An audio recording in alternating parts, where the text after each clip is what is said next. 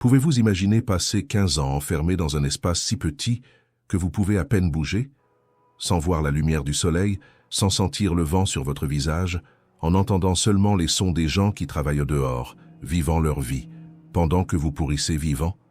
Maintenant, imaginez que cet espace se trouve dans une tour de pierre froide, au milieu d'un vignoble français, où l'odeur des raisins en fermentation est la seule chose qui vous rappelle que le monde continue. D'exister de l'autre côté de ce mur, Château Puy-Martin +2. Avant de commencer cette histoire qui va glacer votre sang, j'ai besoin de vous demander quelque chose.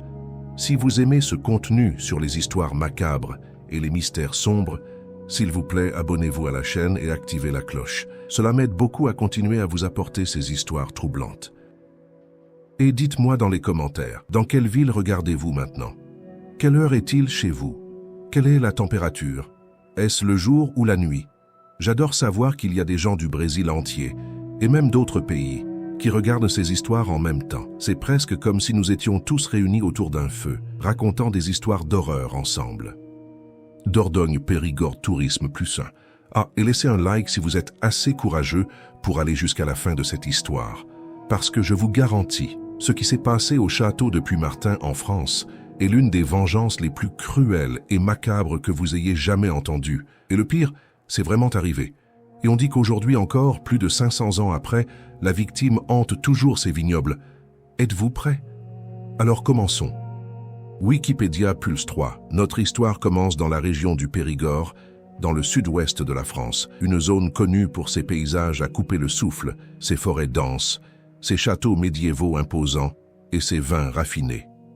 Nous sommes au XVIe siècle, une époque de guerre constante, où les nobles français passaient des années à combattre dans des campagnes militaires, laissant leurs épouses seules dans des châteaux isolés, gérant des propriétés entières. Paris zigzag +2. Le château de Puy-Martin n'était pas n'importe quel château. Érigé au XIIIe siècle, construit et reconstruit au fil des siècles, il était une forteresse stratégique, perchée sur une colline, dominant les vallées environnantes. Mais c'était aussi le centre d'une opération vinicole prospère. Imaginez des hectares et des hectares de vignes s'étendant sur les collines périgordines, des caves souterraines creusées dans la roche calcaire où des centaines de tonneaux de vin vieillissaient lentement dans l'obscurité fraîche et humide. Château de Maraval +2. Pendant la saison des vendanges, l'automne transformait le château en ruche d'activité.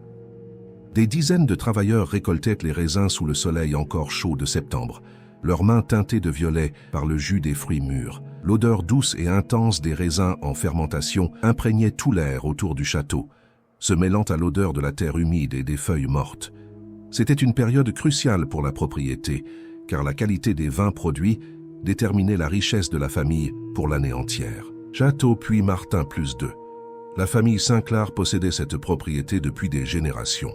Les documents historiques mentionnent différents prénoms pour le seigneur du château, Jean ou Raymond de Sinclair selon les sources, mais tous s'accordent sur le fait qu'il était un homme de guerre. Comme beaucoup de nobles de son époque, il était constamment absent, combattant dans les guerres de religion qui ravageaient la France.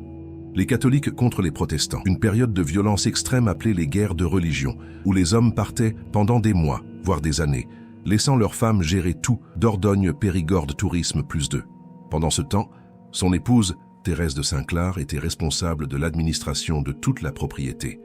Elle devait gérer les vignobles, superviser la production de vin, payer les travailleurs, négocier avec les marchands, maintenir le château en état, gérer les finances et protéger le domaine contre les bandits et les soldats déserteurs qui rôdaient dans la campagne. Thérèse n'était pas simplement une noble délicate, attendant dans une tour comme dans les contes de fées. Elle était une administratrice compétente et respectée. Château Puy-Martin +2. Les travailleurs des vignobles la voyaient régulièrement circuler entre les rangées de vignes, inspectant les plants, vérifiant la maturité des raisins, goûtant les fruits pour déterminer le moment optimal de la récolte. Elle descendait dans les caves souterraines où l'air était si froid et humide que la respiration formait de petits nuages de vapeur pour goûter les vins en vieillissement, discuter avec le maître de chai des mélanges et des techniques de vinification. Elle connaissait chaque recoin de ce château, chaque couloir de pierre froide, chaque escalier en colimaçon, chaque chambre secrète que ces forteresses médiévales cachaient toujours. Château Puy-Martin +2. Mais la solitude est une chose cruelle et destructrice. Les mois se transformaient en années avec Jean constamment absent. Le château était immense, froid en hiver et profondément isolé. Les hivers périgordins étaient impitoyables. Le vent hurlait à travers les couloirs de pierre, s'infiltrant par les moindres fissures des murs épais. Les nuits semblaient interminables, avec seulement le crépitement du feu dans l'âtre pour compagnie. Les journées se ressemblaient toutes, rythmées par les mêmes tâches administratives, les mêmes responsabilités écrasantes, Paris zigzag Bruce 2.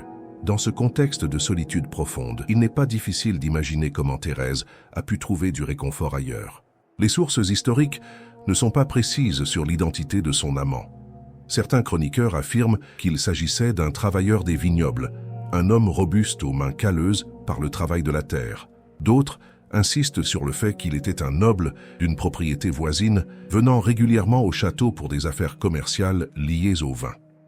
Ce qui est certain, c'est que cette liaison allait déclencher l'une des vengeances les plus cruelles et macabres de l'histoire française, Château de Maraval plus 2. Pour comprendre la magnitude de ce qui allait se passer, il faut comprendre la mentalité de l'époque. Au XVIe siècle, l'adultère féminin n'était pas simplement un scandale social ou une question de cœur brisé. C'était considéré comme un crime gravissime, une trahison qui attaquait l'honneur de toute la famille, qui mettait en doute la légitimité des héritiers, qui détruisait la réputation d'une lignée noble.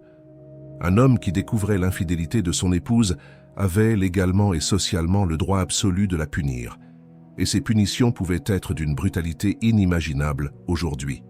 Dordogne-Périgord Tourisme plus 2, c'était l'automne. La saison des vendanges battait son plein au château de Puy-Martin.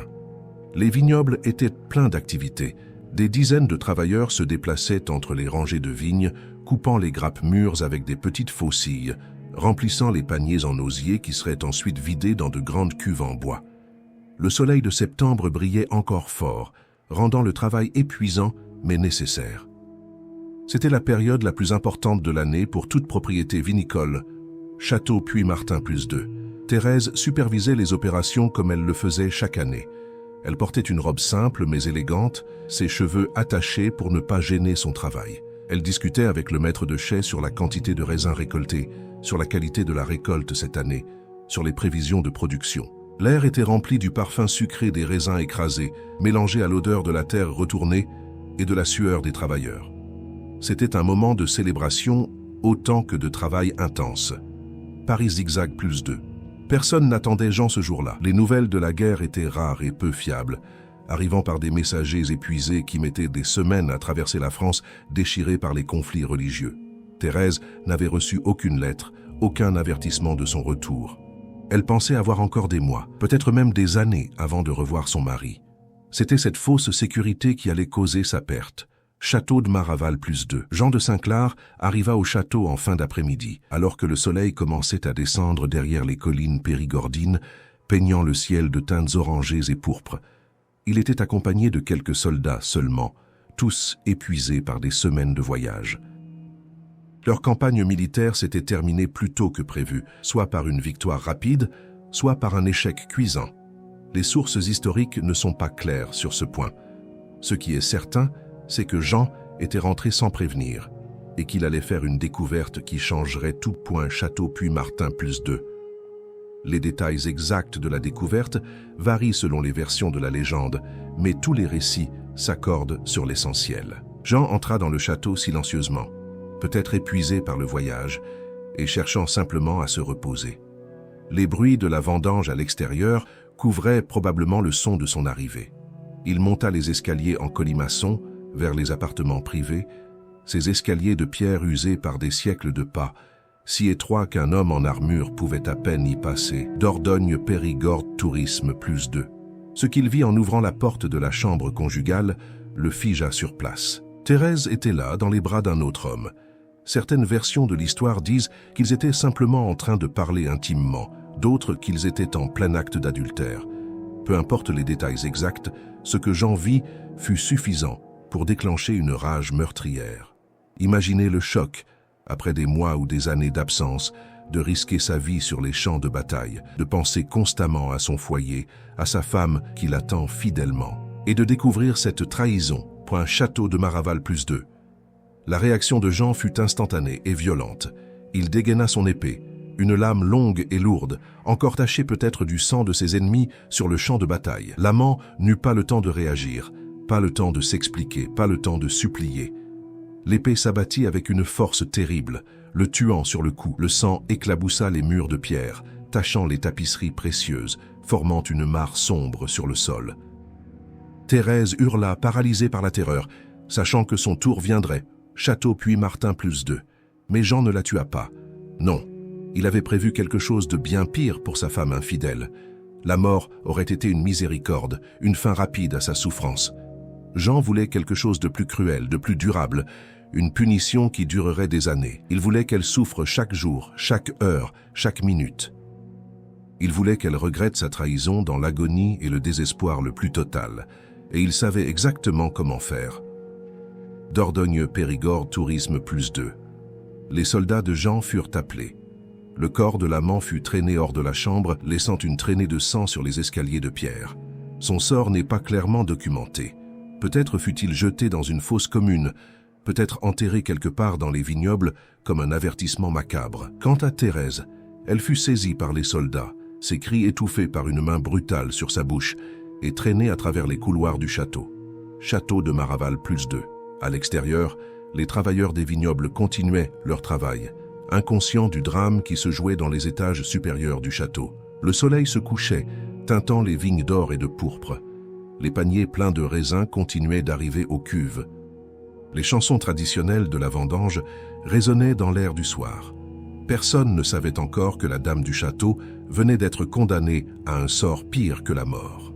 Paris zigzag +2. Jean traîna Thérèse jusqu'à l'une des tours du château, une tour nord-ouest qui s'élevait au-dessus des vignobles comme un doigt de pierre accusateur pointant vers le ciel. Cette tour contenait une petite chambre, si petite qu'elle était à peine plus grande qu'un placard. C'était une chambre qui avait peut-être servi de garde-robe ou de lieu de stockage pour des documents précieux, ou peut-être même de cachot occasionnel pour des prisonniers. Mais jamais elle n'avait été destinée à devenir une tombe vivante, Château puis Martin +2. Les dimensions de cette chambre sont terrifiantes à imaginer. Selon les descriptions actuelles du château, elle mesure à peine quelques mètres carrés. Les murs sont en pierre épaisse, froide et humide, suintant constamment à cause de l'humidité périgordine. Il n'y a qu'une seule petite fenêtre, si étroite qu'on peut à peine y passer une main, donnant sur les vignobles en contrebas. C'était par cette fenêtre que Thérèse allait observer le monde extérieur pendant les 15 prochaines années de sa vie. Château puis Martin +2. Jean fit venir des maçons. On dit qu'il leur fit prêter serment de silence sous peine de mort. Ces hommes commencèrent à murer la porte de la chambre avec des pierres et du mortier, scellant Thérèse à l'intérieur comme si elle était déjà morte. Mais Jean laissa un petit alsapon, une petite trappe juste assez grande pour passer de la nourriture et de l'eau. Il ne voulait pas qu'elle meure rapidement de faim. Il voulait qu'elle survive, qu'elle souffre, qu'elle vive dans ce cauchemar le plus longtemps possible. Château puis Martin +2. Imaginez la terreur de Thérèse alors que les pierres s'accumulaient devant la porte, réduisant la lumière, étouffant les sons, la séparant définitivement du monde des vivants. Ses supplications, ses cris, ses promesses, ses larmes ne servirent à rien. La dernière pierre fut posée, le dernier espace de lumière disparut, et Thérèse se retrouva seule dans l'obscurité presque totale, avec seulement la faible lumière grise qui filtrait par la minuscule fenêtre. Château puis Martin +2. Les premiers jours furent probablement les plus terribles.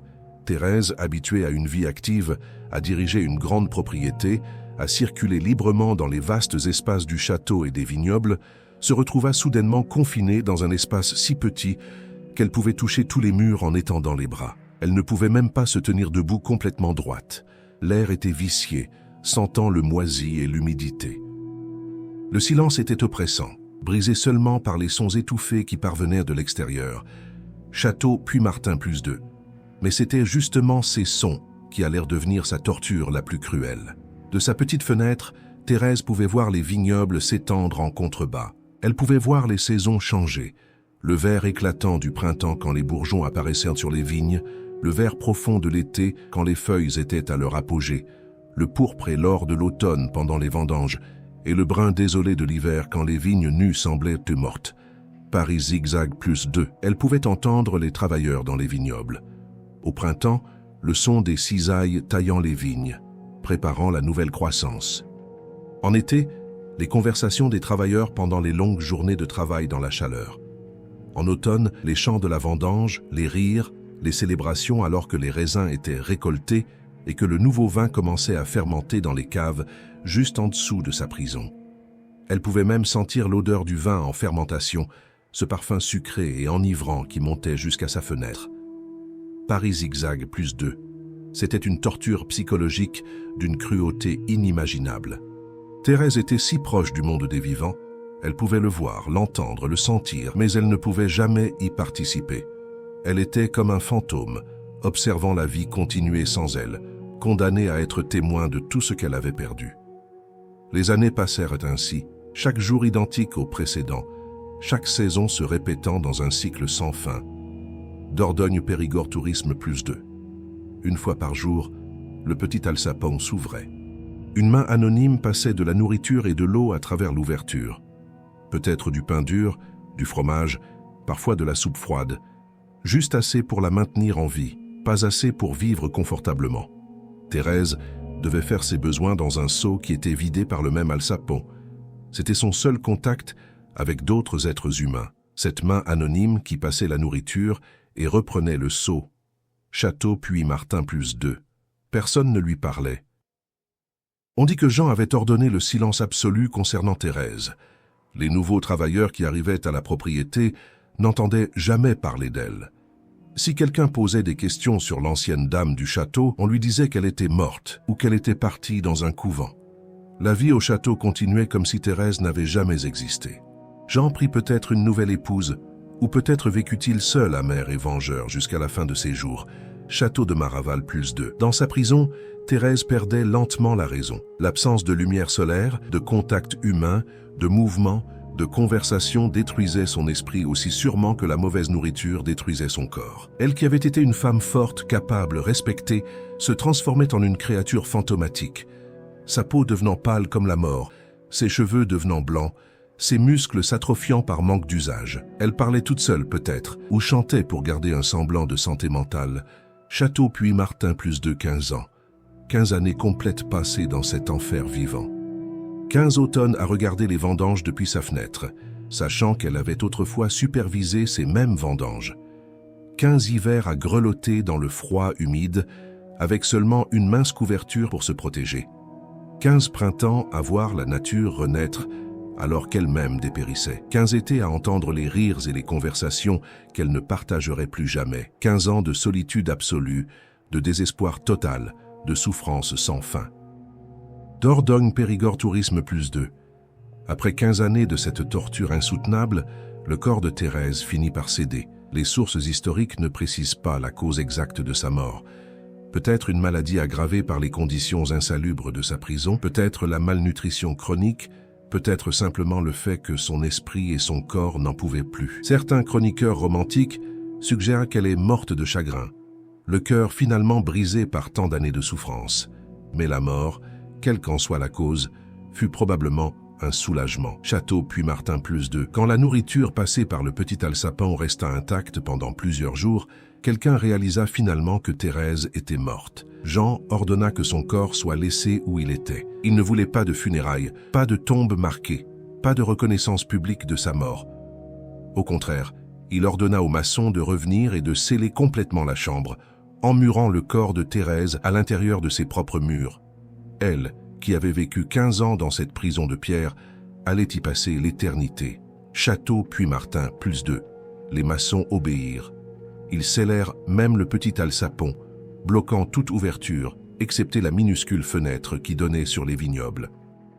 Le corps de Thérèse resta là, dans l'obscurité complète, se décomposant lentement dans l'humidité froide de la tour.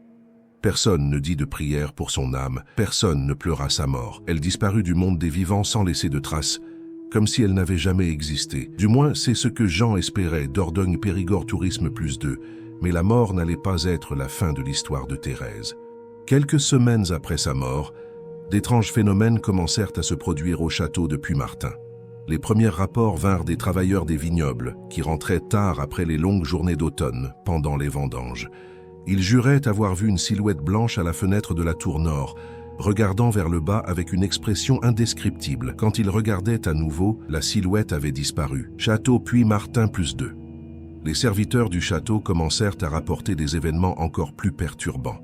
À minuit précisément, ils entendirent des bruits de pas dans les couloirs, des pas légers comme ceux d'une femme, descendant l'escalier en colimaçon de la tour nord. Certains juraient avoir vu une femme vêtue d'une longue robe blanche, ses cheveux blancs flottant derrière elle comme un voile fantomatique traversant les couloirs du château.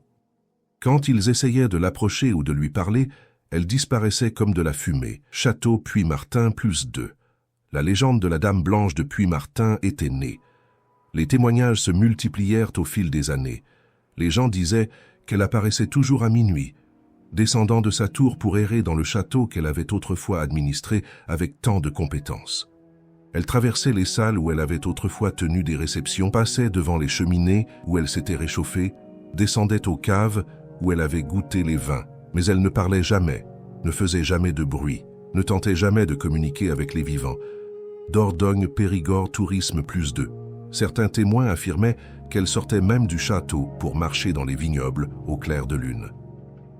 Ils la voyaient glisser entre les rangées de vignes, sa robe blanche brillant dans l'obscurité comme un linceul phosphorescent. Elle s'arrêtait parfois pour toucher les vignes, comme si elle vérifiait encore leur santé, ou pour regarder vers le château, vers la tour où elle avait été emprisonnée. Puis avant l'aube, elle retournait toujours à la tour, montant les escaliers pour disparaître dans les murs de pierre. Paris zigzag +2. Les générations suivantes de la famille Saint-Clar apprirent à vivre avec le fantôme. Il devint une partie du château, aussi permanent que les pierres elles-mêmes. Les enfants grandissaient en entendant l'histoire de la Dame Blanche, avertis de ne jamais aller près de la tour nord à minuit. Les serviteurs apprennent à ignorer les bruits de pas dans les couloirs, à ne pas regarder trop longtemps vers les ombres dans les coins sombres. Château Puy-Martin +2. Mais la Dame Blanche ne se contentait pas de hanter le château. D'étranges événements commencèrent à se produire dans les vignobles eux-mêmes. Les travailleurs rapportaient que certaines années, sans raison apparente, les raisins d'une section particulière des vignes avaient un goût amer et métallique, comme s'ils avaient absorbé quelque chose du sol.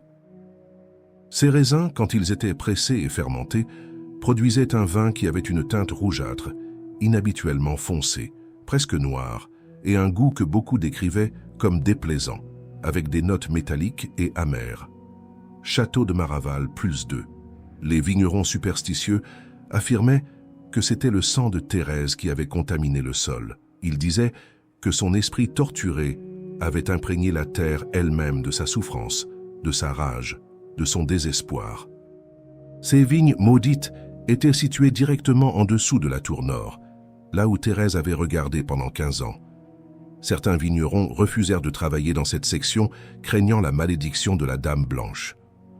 Paris zigzag +2. Au fil des siècles, d'autres phénomènes étranges furent rapportés. Des barils de vin explosaient spontanément dans les caves, sans raison apparente, éclaboussant les murs de liquide rouge qui ressemblait à du sang. Des bouteilles développaient des taches sombres à l'intérieur du verre, comme si quelque chose avait contaminé le vin après sa mise en bouteille. Les visiteurs du château rapportaient des sensations étranges, une froideur soudaine dans certaines pièces, même en plein été, une sensation d'être observé, des murmures inaudibles dans des couloirs vides. Paris zigzag +2. Le propriétaire actuel du château, un descendant direct de la famille qui possède Puy-Martin depuis des siècles, confirme que son propre père a vu le fantôme et en a été profondément troublé. Cette confession d'un membre de la famille elle-même donne un poids particulier à la légende. Il ne s'agit pas simplement de superstitions de paysans ou de contes pour effrayer les enfants. Même les descendants de ceux qui ont causé cette tragédie admettent que quelque chose d'inexplicable hante encore ces murs. Château Puy-Martin +2. Aujourd'hui, plus de 5 siècles après la mort atroce de Thérèse de Saint-Clar, le château de Puy-Martin est ouvert au public. Des milliers de visiteurs viennent chaque année découvrir ce bijou architectural du Périgord, admirer ses tours imposantes, explorer ses salles richement décorées, descendre dans ses caves voûtées où le vin a vieilli pendant des siècles. Mais beaucoup viennent aussi pour une raison plus sombre. Ils espèrent apercevoir la Dame Blanche, Paris zigzag +2. Le château organise même des événements thématiques basés sur la légende. Des soirées mystères et meurtres, où les participants jouent les rôles de personnages historiques, essayant de résoudre l'énigme de la Dame Blanche. des jeux d'évasion où il faut trouver des indices cachés dans les pièces du château pour libérer l'esprit de Thérèse, des visites nocturnes spéciales pendant lesquelles les guides racontent l'histoire macabre avec des lanternes comme seul éclairage, créant une atmosphère délicieusement terrifiante. Château Puy-Martin +2. Mais au-delà du marketing touristique, les témoignages de phénomènes inexpliqués continuent. Les gardiens du château, ceux qui ferment les portes le soir et ouvrent le matin, ont leurs propres histoires à raconter.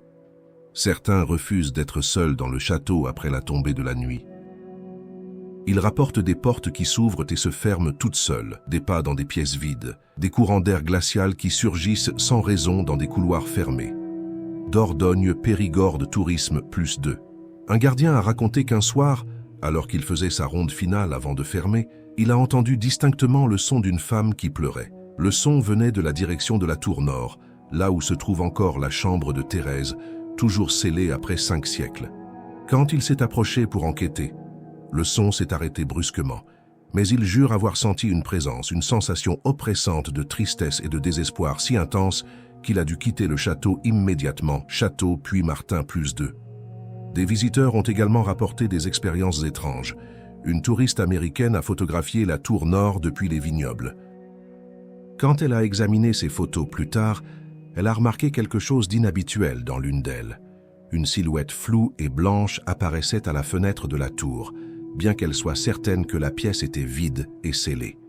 D'autres visiteurs ont capturé des orbes lumineux dans leurs photos, ces sphères de lumière que les chasseurs de fantômes associent souvent à une activité paranormale.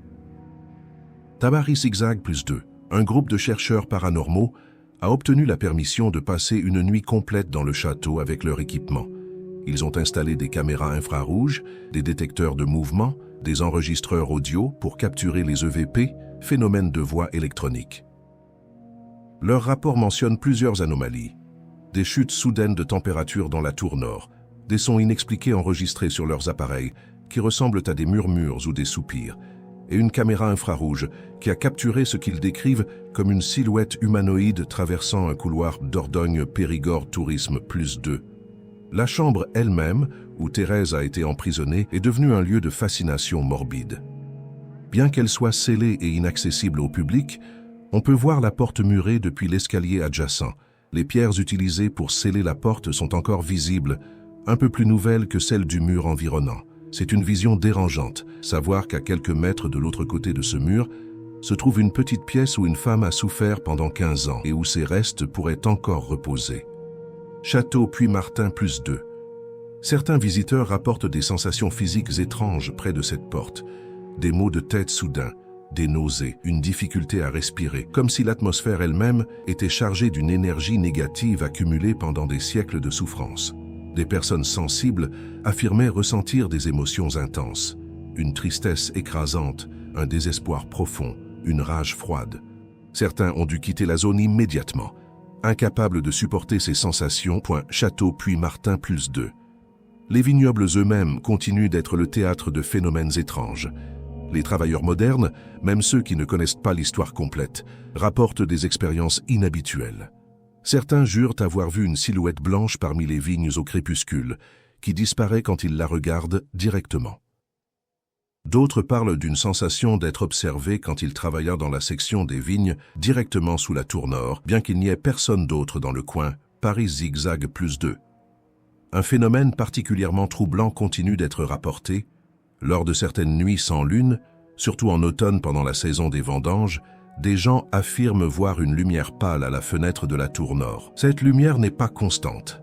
Elle vacille comme celle d'une bougie, bien qu'il soit impossible qu'une bougie brûle dans une pièce scellée depuis des siècles. Certains interprètent cela comme Thérèse, regardant encore les vignobles, observant les vendanges qu'elle ne peut plus superviser. Château Puy-Martin +2. Les propriétaires actuels du château marchent sur une ligne délicate. D'un côté, la légende de la Dame Blanche est un attrait touristique majeur qui attire des visiteurs du monde entier. Le mystère, le frisson, l'histoire macabre font partie du charme du château. Mais d'un autre côté, c'est aussi l'histoire d'une tragédie humaine terrible, d'une femme qui a souffert au-delà de l'imaginable. Et il y a quelque chose d'inconfortable à transformer cette souffrance en divertissement. Château Puy-Martin +2. Le site officiel du château aborde la légende avec un mélange de respect et d'humour sombre. Une citation dit « N'ayez pas peur, la Dame Blanche accueille tous ceux qui veulent découvrir son domaine ». C'est une invitation intrigante, mais aussi légèrement inquiétante. Est-ce que Thérèse accueille vraiment les visiteurs? Ou y a-t-il quelque chose de plus sinistre dans cette phrase? L'esprit tourmenté d'une femme emprisonnée et emmurée vivante serait-il vraiment accueillant? Dordogne Périgord Tourisme Plus 2. Des médiums et des sensitifs ont visité le château au fil des ans, chacun affirmant pouvoir sentir la présence de Thérèse. Leurs descriptions sont remarquablement cohérentes, même lorsqu'ils visitent le château séparément et sans connaître les témoignages des autres. Ils parlent d'une présence féminine forte, d'émotions intenses de tristesse et de rage mélangées, d'un sentiment d'être piégé ou confiné. Certains affirment que Thérèse communique avec eux, exprimant sa souffrance continue, son incapacité à quitter le château, son lien éternel avec les vignobles qu'elle a tant aimés.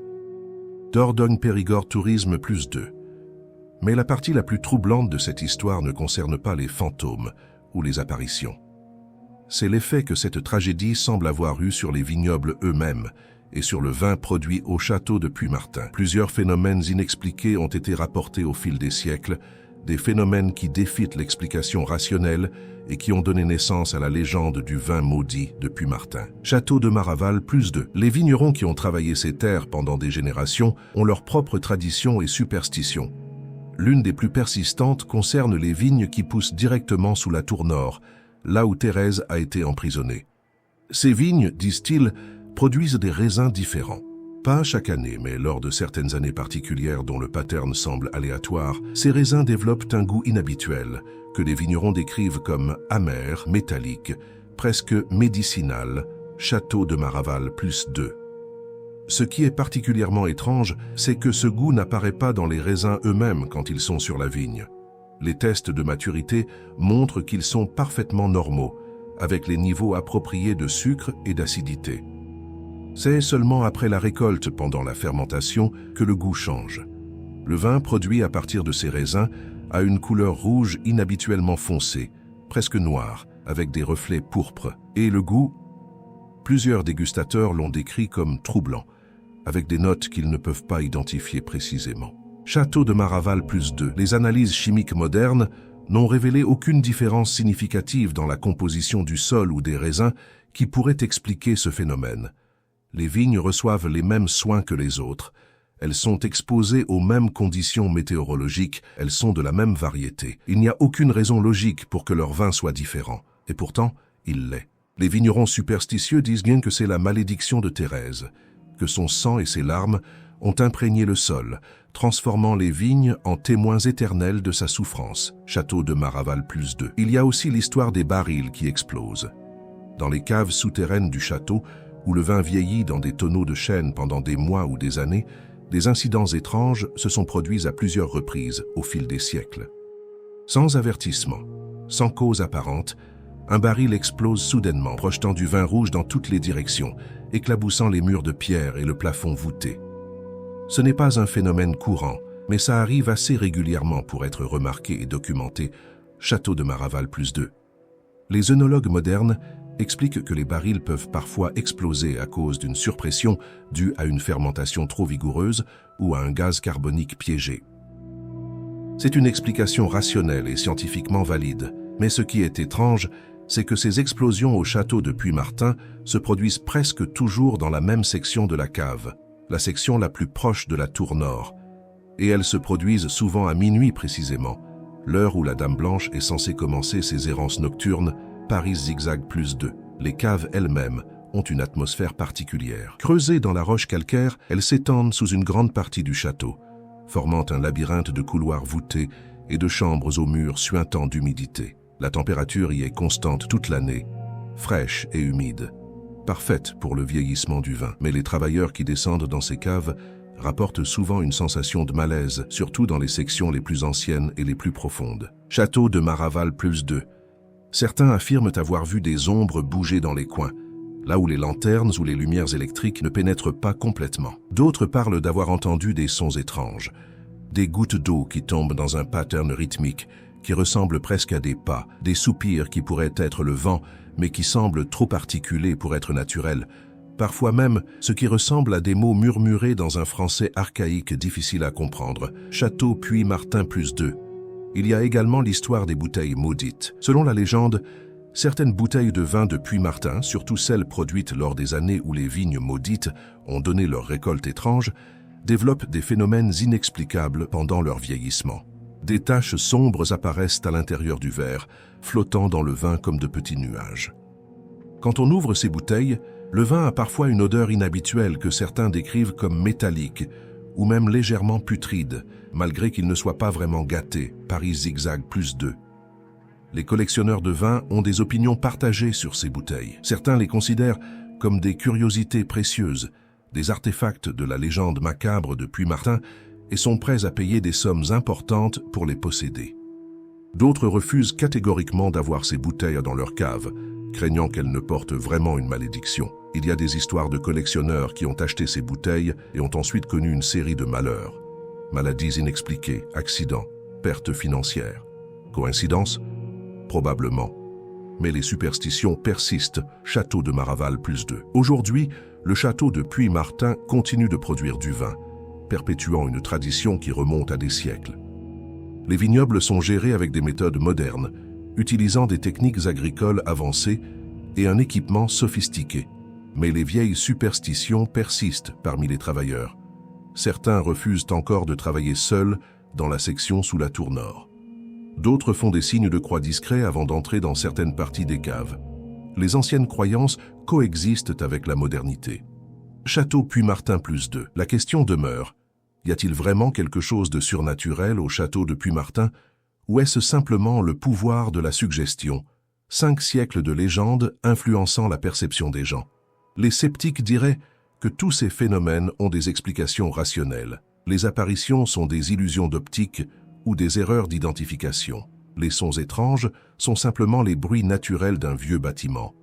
Les variations dans le vin sont dues à des facteurs environnementaux subtils que nous ne comprenons pas encore complètement. Château Puy-Martin +2. Mais les croyants affirment que certaines tragédies sont si horribles, certaines souffrances si intenses, qu'elles laissent une marque permanente sur le monde physique. Ils disent que l'agonie de Thérèse de Saint-Clar, 15 ans de torture psychologique dans une prison si petite qu'elle pouvait à peine bouger, a imprégné les pierres du château, le sol des vignobles, même le vin lui-même. Son esprit, disent-ils, ne pourra jamais trouver la paix tant que son histoire sera oubliée. Dordogne Périgord Tourisme +2. Et c'est peut-être là le véritable héritage de cette histoire macabre. Au-delà des fantômes et des malédictions, au-delà du tourisme paranormal et des légendes romantiques, il y a la réalité historique d'une femme qui a terriblement souffert. Thérèse de Saint-Clar était une personne réelle, qui a vécu et respiré, qui a aimé et a été trahie, qui a souffert au-delà de ce que nous pouvons imaginer. Son histoire est un rappel brutal de la cruauté dont les êtres humains sont capables quand ils laissent la rage et la vengeance dominer leur humanité. Château Puy-Martin +2. Le château de Puy-Martin se dresse toujours sur sa colline périgordine, ses tours pointant vers le ciel, comme elles le font depuis le XIIIe siècle. Les vignobles s'étendent toujours en contrebas, produisant leurs récoltes chaque automne comme ils l'ont fait pendant des siècles. Les touristes visitent, prennent des photos, achètent du vin. La vie continue.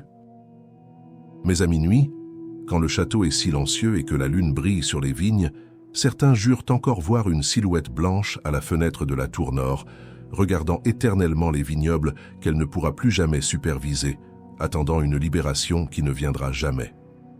Dordogne Périgord Tourisme +3.